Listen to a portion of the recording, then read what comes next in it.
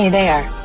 Subscribe to my channel and also press this bell icon so you can get latest video notifications. And this is absolutely free. आज मैं आपको बताऊंगी दांतों का पीलापन और दांतों का दर्द मिनटों में ख़त्म करने का तरीका। अज्जा: फटकड़ी 50 ग्राम, गिरो 50 ग्राम, नमक 50 ग्राम, सफ़ेद ग्लिसरीन हस्बे ज़रूरत।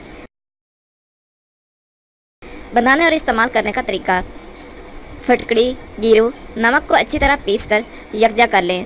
फिर इसमें सफ़ेद ग्लिसरीन इतनी मिलाएं कि पेस्ट बन जाए। दांतों पर एक दिन में 3 बार इस्तेमाल करें। इस पेस्ट का इस्तेमाल दांतों के पीलेपन को दूर करता है, दांतों के दर्द को ख़त्म करके दांतों को मजबूत और सेहतमंद बनाता है।